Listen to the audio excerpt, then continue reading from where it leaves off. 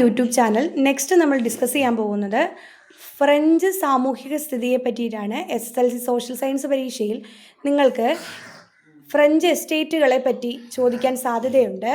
അപ്പം 3 എസ്റ്റേറ്റുകളിൽ മൂന്നാമത്തെ എസ്റ്റേറ്റിനെ പറ്റിയിട്ട് ഞാനൊരു വീഡിയോ ചെയ്തിട്ടുണ്ട്. നിങ്ങൾക്ക് അത് ചാനലിൽ കയറി കാണാം. അപ്പോൾ നെക്സ്റ്റ് നമുക്ക് ഡിസ്കസ് ചെയ്യാം മറ്റ് 2 എസ്റ്റേറ്റുകളെ പറ്റിയിട്ടും. ഓക്കെ, ഇമ്പോർട്ടൻ്റ് ആയിട്ടുള്ള മൂന്നാമത്തെ എസ്റ്റേറ്റ് ആണെന്ന് നമുക്ക് പ്രത്യേകം അറിയാവുന്നതാണ്. മറ്റു 2 എസ്റ്റേറ്റുകളെ പറ്റിയും ഒന്ന് പഠിക്കാം. 18-ാം നൂറ്റാണ്ടിലെ ഫ്രഞ്ച് സമൂഹത്തെ 3 തട്ടുകളായി എസ്റ്റേറ്റുകളായി വിഭജിച്ചിരുന്നു. പുരോഹിതർ 1-ാം എസ്റ്റേറ്റിലും, പ്രഭുക്കൾ 2-ാം എസ്റ്റേറ്റിലും, സാധാരണക്കാർ 3-ാം എസ്റ്റേറ്റിലുമായിരുന്നു ഉൾപ്പെട്ടിരുന്നത്. പുരോഹിതർ 1-ാം എസ്റ്റേറ്റ് വളരെ പ്രബലവും സമ്പന്നവുമായിരുന്നു. ഫ്രാൻസിലെ കത്തോലിക്ക സഭ ഭൂസ്വത്തിൻ്റെ വലിയൊരു ഭാഗവും സഭയുടെ ഉടമസ്ഥയിലായിരുന്നു. പുരോഹിതരെ എല്ലാത്തരം നികുതികളിൽ നിന്നും ഒഴിവാക്കിയിരുന്നു.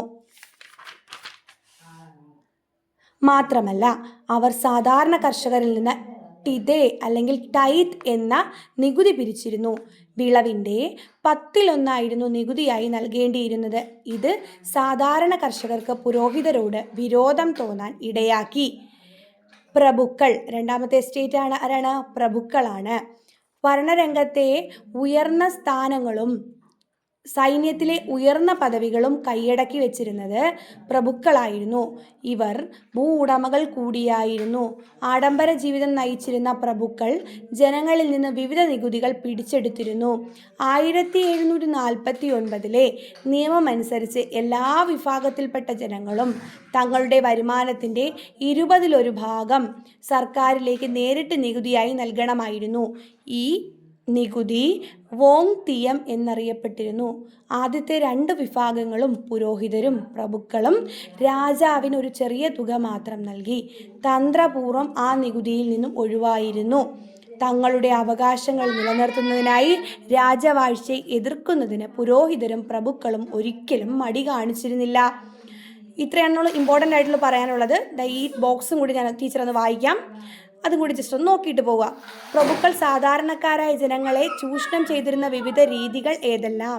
കോവി, ബെനാലിറ്റി, ബെൻവിൻ, പിയേഷ്, ടെറാഷ് തുടങ്ങിയവയായിരുന്നു വിവിധ രീതികളിലുള്ള ചൂഷണങ്ങളെന്ന രീതിയിൽ നികുതി പിരിച്ചിരുന്നത്.